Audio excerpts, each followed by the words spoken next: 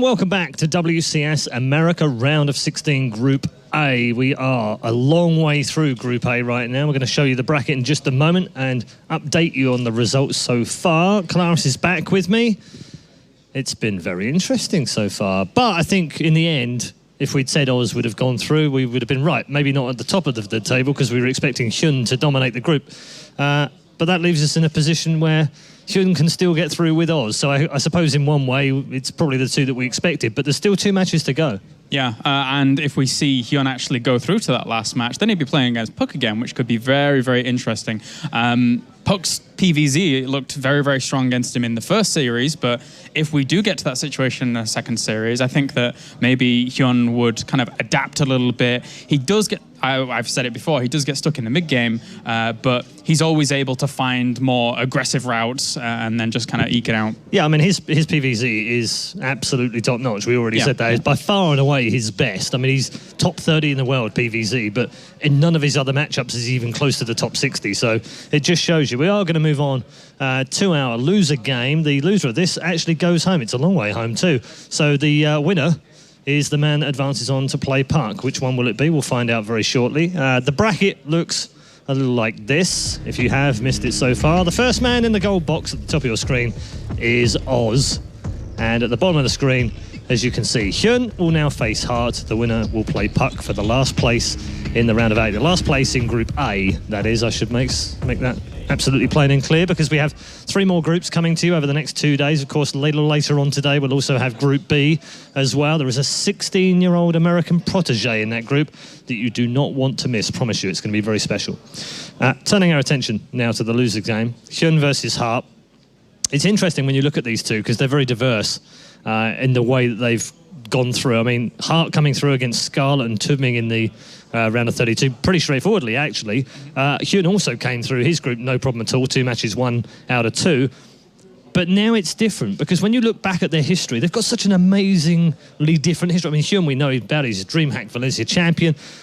He's done fantastically well through 2013. I thought he was quite unlucky not to make the top 16 at BlizzCon, just because of the amount of top finishes he'd had all season, just not in WCS last year, where he only reached round of 16. He's never been past this point. Hart, on the other hand, though, you mentioned it before we came back, his best result is a 3rd at MLG in 1874. I mean, it's not quite that long ago, but it's a long time ago. Yeah. And yet, he was 7th, 8th in the final season of 2013 in WCS. By far and away, his best result in 2 years. Is he on the up? I think he could be if he was able to topple HyuN and kind of move on. Round of 16 in Premier, after taking that 7th and 8th spot, isn't really where he wants to be, right? He wants to always be making progression. And when it comes to Hart's TVZ, after watching him throughout the round of 32, he's very standard, straight down the line, one of the most generic Terrans. You know he's going to be solid, just pushing through the mid-game. His unit retention is very good as well, keeping his Reapers initially alive to then couple with the Hellions, keeping those alive to then couple with a Banshee if he wants to throw that in, and then keeping that alive then to couple with the Bio if he wants to push through the middle. But you got to be careful when you're playing against HyuN in this matchup, because he can be very aggressive. Yes, he can, and he's top 4 right now in the world in TVZ, which is pretty scary when you think about the players around him. Hart, no, not too bad in TVZ. It's actually his best. He's the highest ranked. He's 22nd on the Ligulac right now for TVZ, so which is not, it's nothing to be sniffed at. But I don't think it's got quite the same quality as HyuN's got. But we said this against Puck earlier on. Are we overestimating HyuN? Are we giving him too much credit, or is he just not playing very well tonight? Or did he just come up against a player that, really has got him sussed out? He's 4-1 against him after all. I think Puck could certainly have him sussed out to a lesser degree. Maybe we'll see that happen again in the next series if HyuN's able to go through. But I think HyuN going into this match, he now realizes, he realized it before, but he realizes the importance of winning this, and he's going to bring a lot of fire to this match. And Hart's going to have to look out. Finally, a prediction. HyuN or Hart? I have to go with HyuN. I really do. After watching his past TVZs and watching how he plays out the matchup, I'll go with HyuN here. But again, he knows what he's going to be playing against when it comes to Heart. He can go for that standard, just mid-game centric, constant push through the middle, or he can alternatively, on like maps like Habitation Station, go for 2 racks and things like that. But HyuN's pretty good against those kind of things. All right, thank you very much, Kalaris. It's time now for our losers game. As I said earlier on, the winner will advance on to play Puck. The loser, unfortunately, his road ends in WCS America for Season 1. He will be back, of course, in Season 2's Premier League. But which one's it going to be? Is it going to be HyuN, the Spider-Man of New York, or is it going to be the man who must have some support from Australia today, especially as his alternate ID is Maynard? Let's find out with your commentators, it's Nathanius and Todd. Thank you very much, Red Eye. Welcome to the caster desk. I am Nathanius. With me is Todd. And this Terran versus Zerg, this is a bit of an awkward one to call. I feel Hart had a pretty rough first series of the day against Oz, but HyuN taken out by Puck. This could go either way. Yeah, it's funny to think that going into this group, I think a lot of people would have agreed that HyuN may be the best player in it. Yeah. And the one with the most chances to advance. And now he's in a position where he's going to have to face a Terran that's very, very good in TVZ. A Terran that beat Toonming, that beat Scarlet in the round of 32. And if he wins, he's going to have to face, I guess, the guy that you could call his nemesis, Puck, who's beat him quite a few times. One pattern I've noticed in TVZ, it's almost every single time the same 3 maps that I played. Polar Night, Frost, and Habitation Station. Sometimes Heavy Rain squeezes in there in the best of 3, but Alterzim, Daedalus, and Yonsu, I feel almost every single time are going to be removed. Yeah, you play Terran yourself. Can you enlighten me on this? I mean, first of all, I don't think any Terran player in the world likes playing on Alterzim Stronghold for any matchup. Just the rally distance. You know, you don't have anything like warping. There's no creep to get across the map faster. Everything is very slow. It's hard to play out that long game and harass Zerg players. Daedalus Point, of course, the second veto from our Terran. It's easy for the Zerg players to bring the aggression. But Yonsu as the second veto coming from HyuN, I can see why he'd want to eliminate some of that potential late game advantage for Terran to take an easy 4th base with the high ground. An easy 4th base. Never a good thing to play against when you don't want your opponents to have too much money. Yeah, which in StarCraft you don't ever really want. No. And I would say that Hart isn't necessarily the player to abuse a base like that with a style like Mech, but it's something that you want to keep in mind. And also vetoing Polar Knight. So, Frost, Habitation Station, and Heavy Rain. Yeah, so Heavy Rain is going to squeeze in there for this series here. Hart is somebody who I think showed so much strength in the round of 32. The Zergs that he beats, they are pretty good. I think Toonming is consistently getting Grandmaster on the Korean server on which he practices. Scarlet, one of the top foreigners, one of the top Zergs out there. So going up against somebody like HyuN, if he's able to play his best like he did in the round of 32, if he, again, goes for these builds that worked out so well for him, because he played a lot of different builds too. He 2-racked Scarlet on Habitation Station, but against Toonming on Habitation Station, he played standard. And when I say standard, I mean 3 command centers, but actually, one thing that you see Hart do a lot, that other Terrans don't do as much, is getting a Banshee, grabbing a Banshee very, very quickly, even though he goes into bio behind this. Yeah, the Banshee openers themselves have been becoming popular a lot more recently, as we can see Hart here. He's how come? He's pretty solid. Well, I mean, it's just when you look at the way that the matchups kind of evolved and moved forward for Terran versus Zerg, a lot of Terran players have been opening up, especially in the Korean side of things, with 3 Reapers. You can get a fast 3rd command center and still have the Banshee, because trying to just harass with Reapers and Hellions isn't enough sometimes anymore. And players like HyuN love to bust out builds where they can be very aggressive early on. HyuN is not shy to go for something like a fast Roach attack. I believe HyuN's even called one of his builds he just doesn't lose with against Terran, a 1-1 Roach timing, which is possibly one of the hardest builds to stop in this matchup for a Terran. Does a Banshee really help, like against some kind of very fast and strong Roach, Bane, Ling timing? A lot of it comes into the momentum of the early game. Hart's going to need to be very aware of what HyuN is doing, keeping an eye on when the 3rd base goes up, what the evolution chambers are being used for, if there's a fast lair for something like Roach Speed or anything unusual. If you can be aware of that, you can either make more Banshees or try to go for something like a faster tank, even just build Marauders at home. It really comes down, I think, for Hart to be aware of what HyuN is doing if he decides to be aggressive. Yeah. No, well, or if he wants to play a standard game, scouting is going to be key. Yeah. But I think if Hart chooses to go for a more aggressive build, because He's done that too, where he goes for that one Banshee, but he starts Team Pack very quickly behind it, and he has 2 barracks before grabbing a 3rd command center. If he chooses to play this, which is definitely more aggressive than going for the economic build of 3 command centers, and HyuN goes for an aggressive build himself, it's gonna be very, very tricky to make it work for both players. Yeah, they're gonna clash in the middle of the map or something. Yeah, when it comes to lower supply counts, I think the kind of aggressive plays that HyuN might bring with roaches can be really strong before their stim and medevacs. Like, once you get a certain amount of bio, once you break that maybe 120 supply mark, just fighting with roaches versus bio is very difficult unless you have a lot of support from banelings and zerglings and creep spread. And that's a style that HyuN has played a lot, just playing Roach, Ling, Bane in the earlier phases of Heart of the Swarm, but he can play with just standard Zergling, Mutalisk, Baneling pretty well.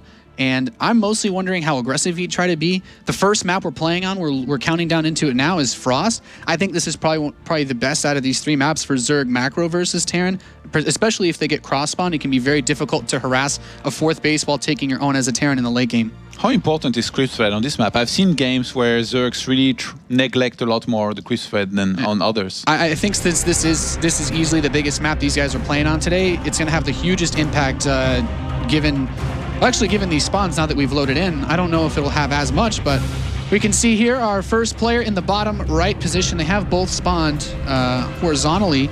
It is the Axiom Terran player, Heart. The Terran versus Zerg. This is definitely the matchup he would love to have for this position. This is the loser's match. He knows everything is on the line, and so does this gentleman in the southwest, the blue Zerg player on Team Rocket. It is HyuN. And I think this map, the map spawns are pretty favorable for Terran, but also if HyuN wanted to be aggressive, he doesn't have as far to go.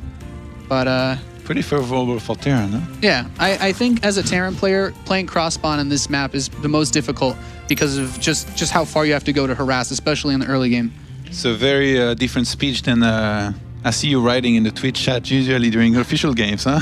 Hey, for TVZ, it's not that bad. Oh.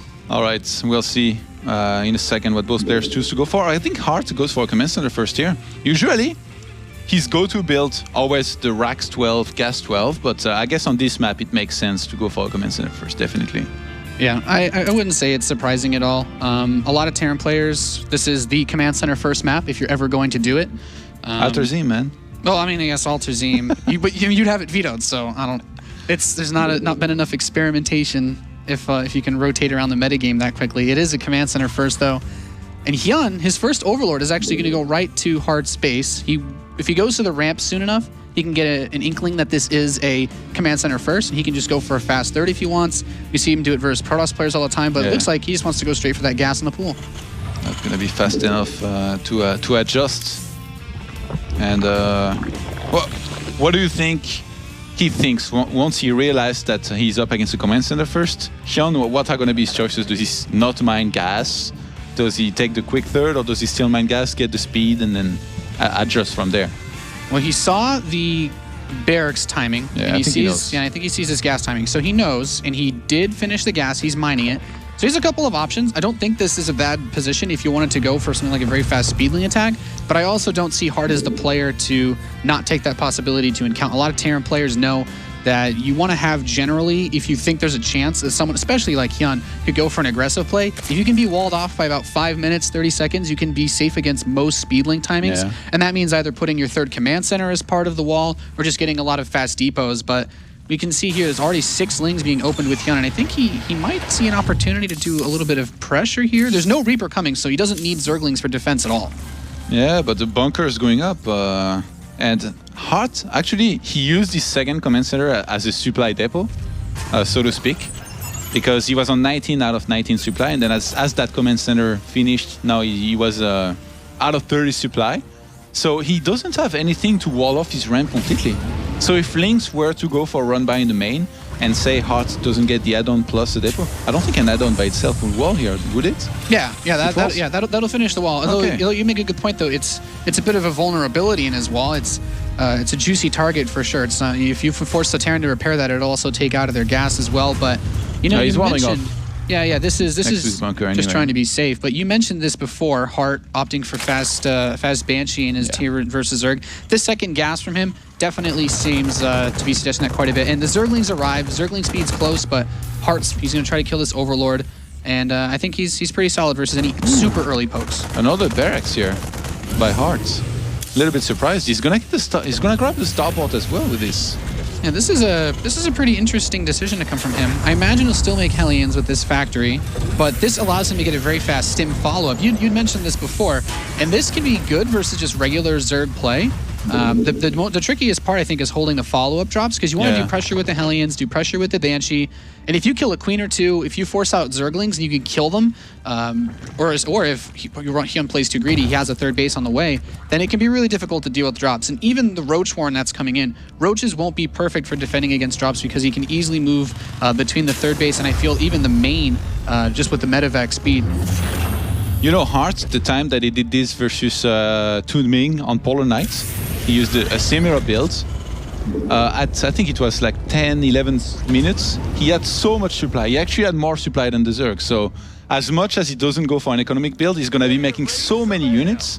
And if the Zerg's not careful, it's going to be actually really, really hard to defend against this. HyuN's definitely going to need a Baneling Nest, I think, against this. Going for pure Roaches, I don't think will do too well. This is very interesting because Hart didn't actually scout at the beginning of this game. Just now his HyuNs are going around the map and there are Roaches on the way. I would say one disadvantage of a build order like this for Hart is if he doesn't do damage normally, he'd be behind in upgrades. But because of this Roach Horn, because of this Baneling Nest that you said he will definitely need to defend with, this is just going to be one of those situations where you kind of like somehow foreshadowed this. Yeah. They could end up fighting in the middle of the map, but I feel like this does give an advantage to Hart because he just needs to defend, and he has medevacs he can be aggressive with without, he can't be punished. There's no lair, there's no mutalisks, and there's nothing that can catch those medevacs. I absolutely love the choice by HyuN, by the way, to go for the quick pneumatized carapace. I think HyuN realized that because of this opener, there was going to be Marines, and if he sent an Overlord, a speedless Overlord in, he wouldn't have been able to scout what he was up against. And he really wanted to know if this was a command center, if there was a cloak Banshee on the way.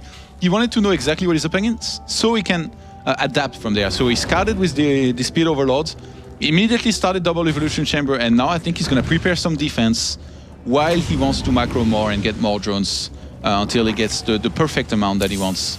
And we had the third command center started by Hart, which has not been spotted yet by HyuN. So he's going to have to spot that as soon as possible to know exactly where he's at in this game.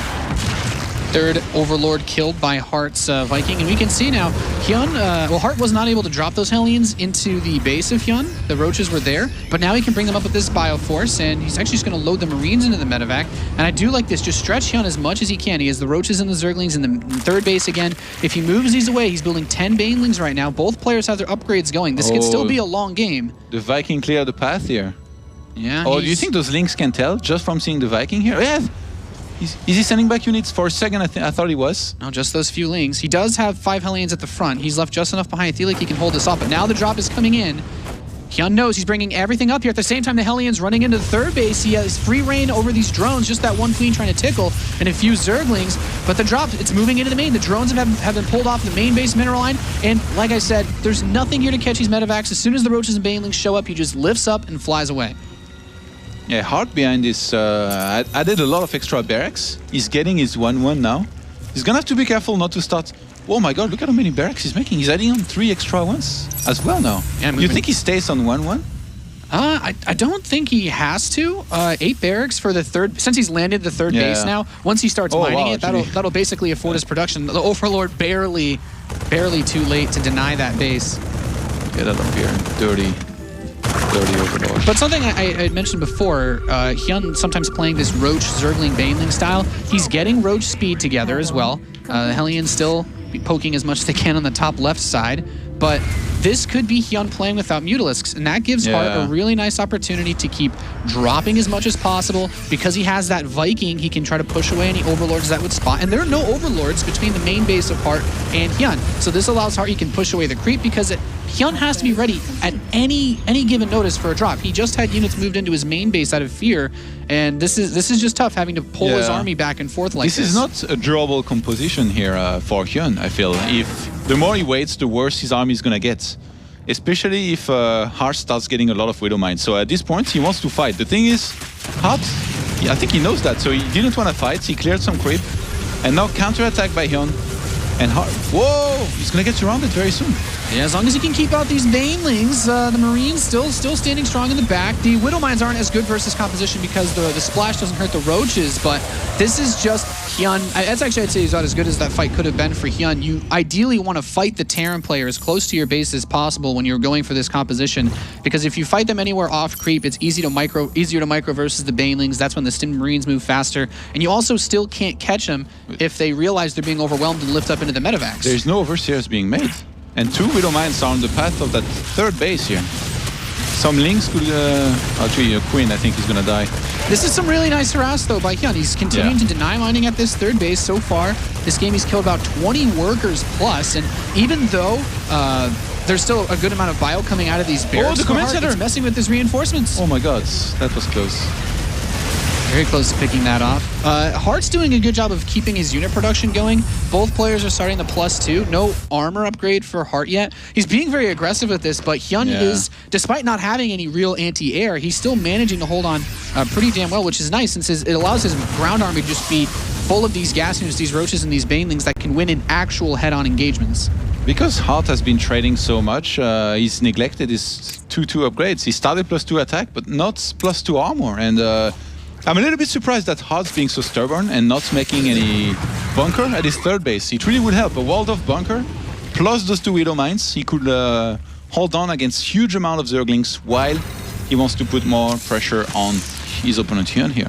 Yeah, and we can see here, this is one of the weaknesses of this situation that Hart's being placed in. Oh my god, those Widow Mines. Yeah, he has a lot of units left at home. Yeah, but those Widow Mines, they've been there for a long time. They're almost reloaded. Oh! He's HyuN's starting to dodge the attacks now, but this is kind of what I'm saying here. He keeps trying to push up, but he has to move back. No Overseer still. No Overseer. He's building his first Mutalisks, but now there's a drop in the main base. The anti-air there is not there quite fast enough. He's going to pick off some drones as well. The only thing I'd say that's really nice for HyuN right now is he still has that 2-2, but he's going to attack that 3rd base again. Hart does this time have enough left behind to finally not lose everything. The bunker. Man, those 2 Widow Mines near the 3rd base of HyuN, you might as well make a Spore here. Those 2 have gotten so many kills already. They're going to be killed just before they reload here, so that's fortunate for HyuN, but Hart is starting to pull ahead on supply at this point. And this is going to be a very scary situation here for HyuN to keep on fighting. And how many Widow Mines do we have, actually? We have just 4. Still doable. Yeah, he's continuing to produce them, but I like that he's putting so many Marauders in his army composition to help deal with these Roaches. There's not enough Mutalisks for Hart to really be worried about overcommitting on Marauders just yet. So he's just continuing. He's keeping the Marauders in front to take the Banelings, and we can see he just steps off the creep. As soon as the Banelings come off that creep, they die instantly. It's not that difficult from the target fire than when there's only 2 or 3, and he doesn't really have many more Banelings, and he's been able to deny this 4th base. It started again at the bottom, but Hart, he's just rallying across. You can see that stream of units moving across the minimap. Another counterattack towards that 3rd base with a few Banelings, not going to do much. He starts +3 attack already. Do you think it's intentional to skip the +2 armor? No, I can't think of any reason why he wouldn't, unless he's just that strapped for minerals, it really looks like, because he's banking a lot of gas. But this is HyuN. His army size is just so big. He's had so many of these Roaches and Zerglings, and the Roaches just tank the damage while the Zerglings and the Mutalisks get on top of those Marines. This has been pretty good for it. This has been pretty good for HyuN as far as the trades go. But Hart still has the composition that as he finishes these upgrades, which he really needs, there's the +2 armor starting up. If he can get up to 3-3, there's still no hive for HyuN. So without an overwhelming number of Mutalisks to either kill his expansions off or Banelings to just swallow the whole army, I feel like Hart's army composition is just better the higher both of these players' supply is. Yeah, as good of a haul as this was, the 4th base is very, very late for HyuN here. He's just finally finished it. It doesn't have a single drone there just yet, so he's going to take out those rocks. Actually, have to be careful not to click with the Baneling, and he's going to go for another engagement here in a second.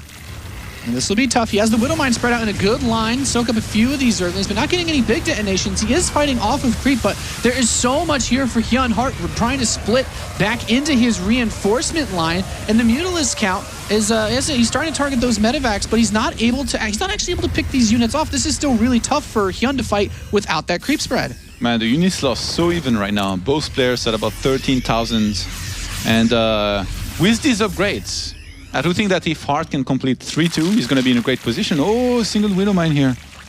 Ready to detonate onto those mutas, but he's going to be baited from one single Zergling.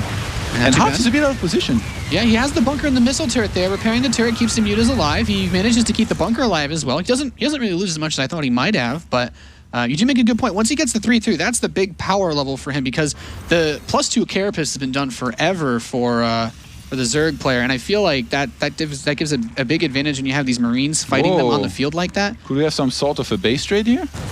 Both players, they're quite far away from each other. Turning around now would mean the opponent can do a lot of damage before the fight actually takes place. Yeah, I think HyuN just wants to kill this third base and force a fight on the creep by his own third and try to kill that Bioforce off with the Baneling. So he knocks this base down. The command center will get picked off. Hart's decided he's just going to say screw it and move on to that third. The question is, are there enough Banelings? They're in production. He can't get the hits off that he needs. The drones are going to run for the hills. They're about to finish. Yeah, that +3 attack is done, and that's a big boon to the power in these Marines versus these Roaches. The army supply 20 up for Hart. He's starting to push across the map. He's lost that third base, but he knows he needs to do critical damage now if he wants to take this game back. There's 21 Banelings on the field. That's all that HyuN really has to fight off this huge mass of Marines. Zerglings come from the right side where that third base was. Banelings go over the Widowmines, actually detonating on most of the Mayans. There's only a few Banelings left, but with the Mutalisk and Zergling support, it could be enough to kill off Hart's forces. Still 20 Lings in production. He's backing up to another Widowmine, but he has the Overseers here. There's not much left for Hart. His economy has been cut off without having that third base anymore, and HyuN pushing as far across the map as he can, still has to deal with these very well upgraded Marines, but as these medevacs die, those Marines, that longevity really diminishes quite fast. Yeah, as good as those upgrades are, the engagements were good enough by HyuN to hold on, and Hart is starting to fall quite far behind on supply now. Yeah, he retreats to this bunker in the natural expansion, but I mean, he can hide in that bunker all day. There's no money left in that base. There's nothing left for him to make fighting units with. All of his SCVs are like, come on, there's got to be more here. Just check behind the patches. No, that's it. He's just got barely a few minerals left. There's not even worth muling that. And as long as this base in the bottom is alive, he might have killed the third base of HyuN, but the resources that HyuN has available are very fresh. So Hart flying out that natural command center. Fresh. I mean, they're fresh. There's a lot of minerals left to mine from there. Yes, and unlike in the natural of Hart, if you ain't got no money, take your mules back home, because at this point, actually, that base, cute move here, was blocked by an Overlord. Basically, the entire game here by HyuN. I really feel like what Hart was missing here was some good split. His split in those fights was definitely not Daishi material, not top tier material, because all of his army was clumped up, and those Banelings, they got some great detonations every single time. Yeah, and I also think it was a little bit, and his Widowmines didn't really get any big detonations in that fight. The Banelings went over them before they were able to fully burrow and get the big detonations, and HyuN's like, yep, I'm ready to just kill you, run up a bunch of Banelings. These Widowmines do not get any detonations there as well, and you know what? Splitting SCVs versus Banelings doesn't do too much when they can't kill them. HyuN's just going to wreck Hart. GG. We have our first game going to the Rock Hat Zerg player. Takes a swig of his water. Looked like he was shaking a little bit here. Maybe feeling a little bit of pressure. I definitely feel like there was some early momentum in that game for Hart. HyuN really bought himself a new lease on life for that match with the amount of harass he did to that third base. He forced it to get, I think he forced all the SCVs to run away twice and then forced a lift off when it was almost destroyed. And then he actually destroyed it. So even though there were the very fast 8 barracks for Hart, he was never able to utilize that production by keeping that third base mining. So HyuN did a great job of harassing that third. But aside from that, it was pretty solid play from both of them. Do you think Hart maybe could have been a little bit more patient until he had his upgrade secured, made sure that his third base didn't die, and then he was closer to maxing out? But I really feel like hitting a timing before the Zerg is going to get his 3-3, which usually happens very, very late in this matchup, would be a better option. But then again, it would be maxed out versus maxed out, and it's very hard to get a good engagement for the Terran in this case. So that's... They like to attack and trade a lot. Yeah, I'd have to agree with you on the patience side of things, or at the very least, trying to keep himself cool, calm, collected. I think just a few of those things that you'd mentioned, if he doesn't get distraught by the harass at his third while trying to attack, gets the +2 finished on time. He was on +1 armor most of that game, even up until the very last moments. If he gets his +2 armor on time, he takes a little bit less damage, he splits a little bit better, he doesn't, he gets that bunker faster at that third base that we mentioned, because the one time that he was able to shut down the defense, he just had 4 Marines in a bunker, and that was all he needed. He had the SCV's repair, and it was just long enough for the rest of his army to come He had some save. Widow Mines, no? And some reinforcements too? He had like 1 on the high ground, but like just having that bunker there is so nice. It's a real big deterrent. But we're here on map number 2. It's time to see if Hart has what it takes to bring this series back to a tied setup, or can HyuN bring it back? Our first player spawning in the top left position of Habitation Station, the blue Terran player from Team Axiom Esports. It is Hart. Do you think he has the heart to 2 racks? Oh man, on this map, I don't know. Hart, he certainly could, but this guy in the top right, I'm sure if he studied puck for his matches, he's got to be prepared for this at least a little bit. Our red Zerg player from Team Rocket, it is HyuN. I'm sure he knows about that game. Yeah, I mean, you have to study your opponents a minimum. That means watching their VODs, their recent VODs, at least once. And Hart, having gone through 2 Zergs in the round of 32, this is some great content for HyuN to look at. Unlike previously, we had matchups where players of that matchup hadn't played it yet in the tournament. That's never a good thing. You are always going to be happy to have as much content as possible to look at when going to these matches. So Hart is not going to 2 racks. He's going to go for the standard racks 12 followed by gas, and this is the same way as he played so far versus Toonming, which was behind this. He basically gets the expansion, the factory. He goes for the Banshee and the 3rd command center, which is for the gold. And he did very well that game by taking the gold and making a ton of units. We'll see if he chooses to do the same thing. And again, this is probably another game that HyuN saw.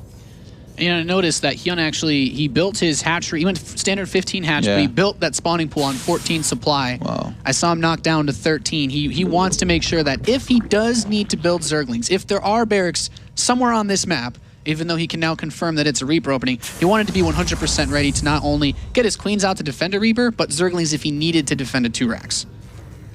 Better safe than sorry, Nathanias. Definitely. In this map, there's so much space, really. The whole anywhere on that bottom right side, you can. That saying is basically the opposite of YOLO. Yes, the conservatives YOLO for certain. You think second Reaper, or I guess he's still manning quite a few gas. There's been an interesting trend in this matchup, and I think on this map it would make a lot of sense not to build a second Reaper. It's very difficult to do damage with Reapers on this map. There's really not much space that you can jump up into the natural. You can't go into the main without being within basically attacking range of the Queen at the natural. So a lot of Terran players on these maps lately, very fast reactor after the command center and just try to keep that Reaper alive, because right now it's all he has to fight with. You think we're going to see a 3rd command center and a Banshee? I would be pretty psyched if we saw that, because I think Hart is one of the very, very good Terrans that I've seen pull off this style. Most other Terrans, they like to go into double eBay, get some quick upgrades. I have to say, this is, as much as Hart is pretty good with his own style, the Banshee that he gets and all that, this is something he neglects a little bit too much, the upgrades. Remember in the previous game, he had 1-1 completing, he got the armory late, and then once he had the armory, he didn't start the +2 attack upgrade for a very long time. And when he did, he didn't get the armor, he only got the attack. So definitely something he could use to do better in those games. Yeah, I have to agree with you. You know, another thing that you actually mentioned, he didn't have a crazy number of Widow Mines when he was doing his mid-game aggression. Yeah. I think one of the easy mistakes to make when you're playing Terran versus Zerg in this matchup is you tunnel vision a bit on producing your barracks units, and then that's when you notice all of a sudden you're like, wait a second, I have 1,000 gas. You're missing a few medevacs, you're missing quite a few Widow Mines, and that's one of those situations where, especially when HyuN has the upgrade advantage, it's very easy for him to overpower him in those straight-up engagements like we saw, but we're having that starport come in again. He is going for fast stems, so the Tech Lab is not for Banshees, and this could just be a somewhat similar way to play that he actually used on the first map, except obviously just out of this Reaper expand. And to be honest, if you look at the overall placement, I feel like there's nothing that HyuN could not see. Like, it's He doesn't have a single overlord in his opponent's base, but he sees all the corners. And by the way, they are covered by Marines, which are like don't enter, restricted area. This is pretty well done by both players here. Yeah, it's kind of interesting to think about. HyuN this game did not get that fast pneumaticized carapace for the speed. The Viking, by the way, is going to have to say something about these overlords. Yeah. It's a good Viking. This actually, it's really funny. When I look at this, I'm actually thinking about WCS America Season 1 and 2, Pult Terran versus Zerg. I was going to say, this is the Pult Viking. Yeah. Especially with the 2 racks, it was another. I mean, not the second barracks, I feel, was a bit later when Pult did it, but the very fast early production setup that he had. And the Overlord will try to come in. It's going to see most of this setup. Okay, Vikings obviously going to come out. Medevac most likely next, and the Hellions I think are still on the map. So look at that supply block. 3 overlords just died. Yeah. I like how we just say this is the Pult Viking, like so many Terrans just went at home like, oh my god. When you think about StarCraft though, man, one thing everybody used to talk about was one day Terran players are gonna just open with 1 Viking, and nobody ever did it. Nobody ever did it for the longest time until like halfway through 2013. Suddenly everyone sees that Pult's getting 3 Overlord kills, Zerg stopped putting Overlords out on the map, and it just rotates in a weird way. But we're already seeing HyuN, and this is a build that I had mentioned earlier, right before the series started, the 1-1 Roach with speed timing. Yeah. And this is arguably one of the most difficult attacks to stop. You can see he's not really droning that 3rd base too crazily. These Hellions get dropped in the main. There's already Roaches and Queens here to deflect this. Tech Lab on the factory. Yeah, this is pretty smart. I'm actually curious, what exactly did Hart... tanks? Yeah, Hart didn't see anything to really give away this build other than the Roaches, but maybe he's thinking... Yeah, maybe he's thinking these Roaches are a little bit earlier than they were in the last game. He's a little bit worried about that potential. And it's very smart. I think it's very smart because on Habitation Station, if he takes the 3rd base below his natural, the siege tanks can also cover that from the natural expansion. The quick spread is great, by the way, this game. Yeah. It's going much more quickly than it was on the last map. So the Hellions drop into the main. 2 medevacs. He has 8 Marines with Stim. The Zerglings are here, but the Marines can actually deal with low numbers of Roaches without too much trouble. He might need to transfuse the Roaches, and he will. There's still... Yeah, that should be enough to hold it back, but he doesn't really kill too much. And honestly, Hart doesn't really lose too much. He has most of those Marines and all the Hellions alive still. HyuN is only making Roaches. He has optimal saturation in his main, natural. He's working on getting a few more drones in his 3rd base, but he's made quite a few Roaches. He's invested very heavily into those. If you look at the warp accounts, Hart has almost the same amounts as his opponent right now, and even though he's only on 2 bases, his production capability, I have to say, Hart has some very good-looking bases. So HyuN has personally himself advertised this build as one of the most difficult builds to stop as a Terran player.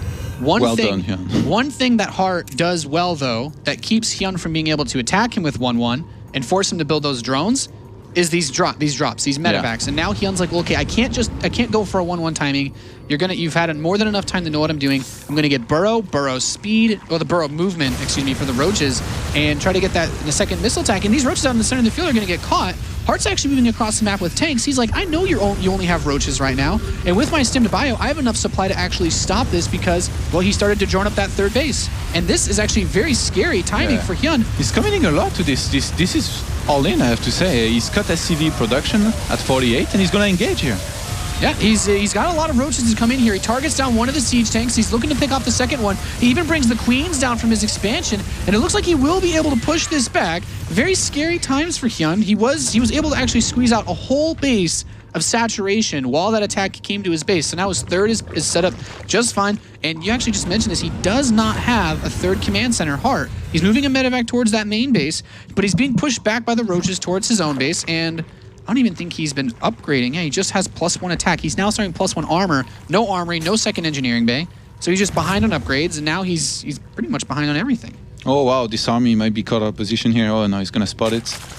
I love the Crispet in the main of HyuN, by the way. He's gonna have a lot of vision out of this. Did he kill the Viking earlier? Where is it? It was in the southeast area of the map. Was. Yeah. No, yeah, it was in the middle of that fight. I think it got killed by the Queens. So that means now HyuN can place overlords wherever he wants and gain vision from it. Hydra is dead behind this.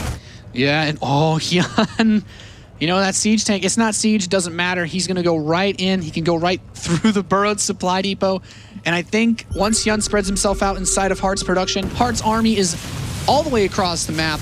and HyuN is just going to go to town on everything here. Does he have enough back at home to defend against this? He has so many roaches. So. He can burrow them, move them back to heal. There's not that many scans available with only 2 orbital commands. Another tank shows up for Heart, but these roaches, there's so many of them that just come in here and get on top of these Marines. The real problem is that Heart can't reinforce. There's roaches on his production. The Marines and Marauders are coming out and instantly getting gobbled up by these roaches. They're killing the SCVs in the natural as well. That factory is completely useless. I feel like all HyuN needs to do, he's moved drones off the third base, but he just needs to hold his natural as best he can. He sneaked some of these roaches with the burrow onto the left side to kill one of those tanks, but Heart needs to kill him with this bioforce he has on the map right now. Yeah, he has a single tank which is going to be taken out, and I think this is going to be it. The roaches win. HyuN's roaches. This was a pretty good adaptation, I would say, for HyuN to deal with so much pressure that Heart brought. There's some SCVs, get a couple punches in, but that will not be enough. HyuN with a pretty damn convincing 2-0. Heart tried to pull a pulse, and HyuN answered with a vortex. The cucarachas, man, they are back. It's the European studio. It just brings it out in these players. Now, as you say, this is a build that HyuN has advertised it himself as being a very, very strong one. And here he adapted pretty well. Do you think, I guess if he had committed to attacking with just the 1-1, and maybe even if he has stopped droning, he gets dropped instantly as he leaves his base. A base trade is not going to go well for him. There's going to be tanks in defense, a wall off, not only at the natural, but at the main or at around the ramp. Yeah, I think when you're in a situation like that, if you can bait the Zerg into just attacking with the 1-1, you drop into their base, you can kill all the drones, you can kill the queens, everything behind, and then just repair your wall, and that's pretty much it. How do you bait the Zerg? Well, I mean, if HyuN just attacks him and he drops him and he says, well, instead of coming home and defending... Okay, but you say that you bait the Zerg. Well, when you drop them in when their army's across the field and you drop them, the Zerg has to decide, do I come back and defend or do I attack? Okay. And if he forces him to push into the tanks that he has at the natural... The drop? Yeah, just the drop. The drop is his way of forcing HyuN to either attack him like he wanted to, or just give up, get +2 and burrow. Like HyuN had to freestyle for a little bit. You said bait, I got all excited. I pictured like HyuN having the watchtower, and then Marines coming next to the watchtower and starting to dance and like, come at me, bro. That would probably draw a little bit of aggro from HyuN's roaches. Well, that was a pretty well played match, but I think we can bring it to Red Eye now for if we have an interview with HyuN or not. Okay, we don't have an interview. So, yeah. All right, we're just gonna send it over to Red Eye to discuss the end of that match. Thanks very much, Nathanius. Kalaris is with me as well. Much better from HyuN that time round. It's almost like, dare I say it, the old HyuN that we were used to know and love. And as Nathanius put it quite succinctly, straightforward win. Yeah, I mean, I was getting a little bit scared in game number 1 in terms of the fact that he didn't really have that creep spread going as much as he would normally like to have with a style that is very creep-centric in order to, really kind of deny drops from going on, control the middle of the map, etc. So Heart put him in he was doing well through the middle of the map. And then we went on to game number 2 where HyuN, I think in the end, Heart moved out at a very peculiar timing. And HyuN kind of was setting up for... Oh, okay. So... All right. Okay, wait, is it? I don't know, whatever. It's not even working, man. Really? You're such a slacker. Give me that here, look. We'll give it to the stage manager. He will fix it while I talk. What a noob. It's fine. He's going to sulk now. There you go, try that one. Is it on now? Yeah, that's better. I didn't do anything. That's much better. I didn't... Ladies and gentlemen, king of the microphone, Mr. Kalaris. All right. Hey, it happens to us all. Seriously. Sorry, man. I'm sorry. All you got to do is remember never to give your mic away. I did see that, by the way, GSL lady. Anyway, back to the game. Something happened. There was roaches. There was many roaches. There was purple things. This is exactly what I just said before, by the way, This sounds like me doing analysis now. Yeah. This is getting out of hand. Let's get back to the serious stuff. 2 games left. Yep. It looks a bit dodgy for HyuN, and then he wins 2-0 like that, and you go, oh, actually, whoa, he's back in town. Problem he's got now is he goes up against Puck again. Yeah.